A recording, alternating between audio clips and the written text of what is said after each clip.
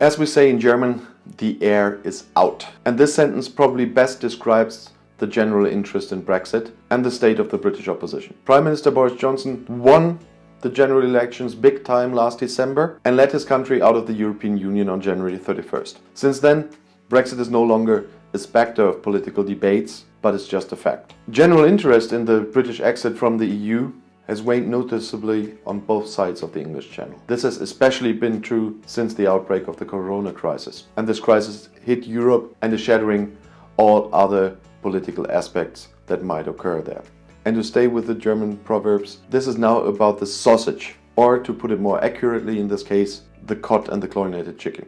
Representatives of the UK government and the European Commission have met again for a third round of negotiations to shape the future relationship between the UK and the EU. As it always has been when it comes to Brexit, the clock is ticking. Both sides only have until the end of this year to agree on a comprehensive agreement on the future relations. After that, the so-called transition period is over and the UK falls back to the status of a complete third country with WTO rules.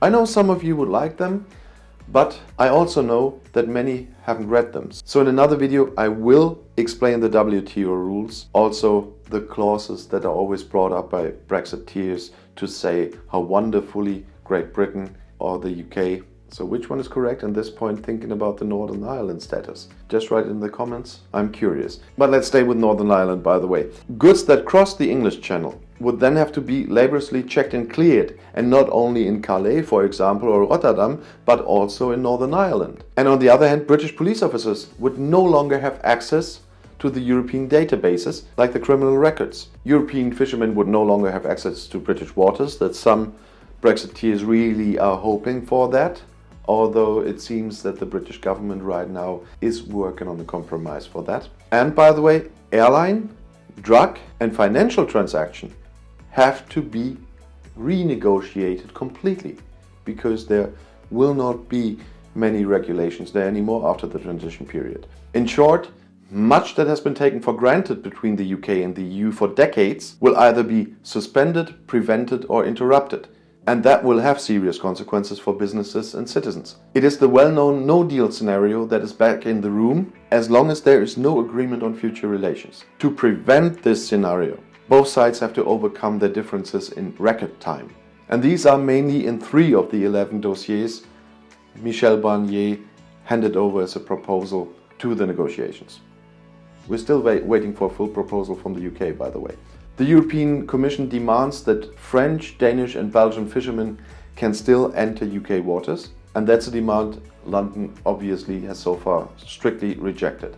Secondly, Brussels requires London to continue to comply with European occupational safety and food and environmental standards. However, the British side is also negotiating a free trade agreement with the United States. Probably you have seen my video about that and the facts that are in the negotiation papers of the US side. And in these negotiations with the USA, the UK probably has to make concessions in these areas and can't agree to that with the EU. Third, the UK government wants to continue to work closely with the European Union in the areas of law enforcement and justice, but does not want to accept that this would mean accepting the European Court of Justice. And that's a demand that Brussels cannot accept. There's simply not enough time to bridge these differences and formulate mutually acceptable solutions. And the withdrawal agreement provides that a decision about extending the transition period has to be taken in June, or the end of June. EU Chief Negotiator Michel Barnier has already offered such an extension, with the indication that the corona crisis of course means delays in these negotiations and much more devastating interruptions in case of a no deal. Prime Minister Boris Johnson and his government, however, still categorically rule out an extension. The refusal to even think about extending the transition period, it causes misunderstandings in Brussels and in Boris' own opposition. EU Trade Commissioner Phil Hogan suspects that this strategy is calculated opportunism.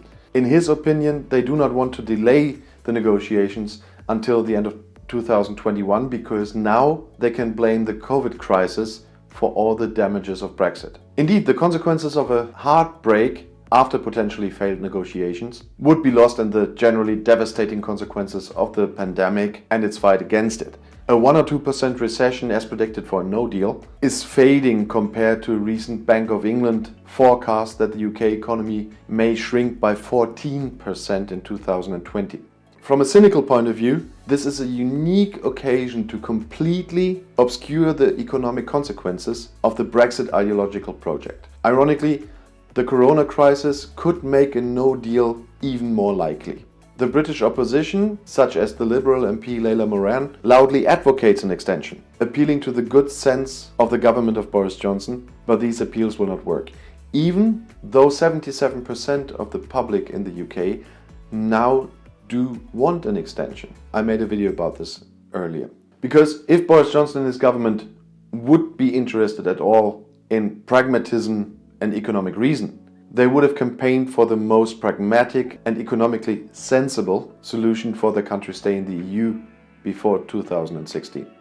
But for 4 years they've been fighting for the opposite, for leaving the EU and for maximum independence from the European Union. Great resistance is hardly to be expected. No British Prime Minister has been in such a powerful position for a long time with such a big majority in Parliament. Remainers in the Conservative Party mostly lost their seats in Parliament. And the opposition is just rearranging itself. One party has just chosen a new party leader, the Labour Party with Keir Starmer, or another party has postponed the choice of leadership, like in the case of the Liberal Democrats. Civil society has not found a new mission after the failing of the Remain campaign, and the measures to combat the corona crisis have limited all possible actions anyway.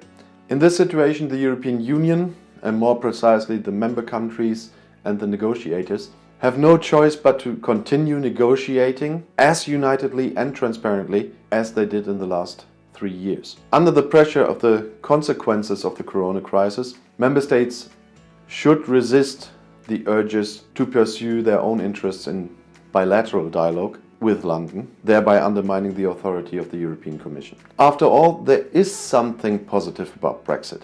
The EU member countries have shown themselves and the world that they very well can speak with one voice when it matters. And I'm quite sure that will be the case again when we have dealt with the corona pandemic. And of course there are very special single matters in the member states, and of course there's now some argument about finances and so on, with some behind the curtain reasons, of course, in case of some countries. But that will change again. And in the case of Brexit, all the member countries, the EU 27, stood together. If you now want to learn a little bit more about European politics from a German point of view, I put another of my videos in the end screen. Click and enjoy. I'll see you there. Viel Spaß!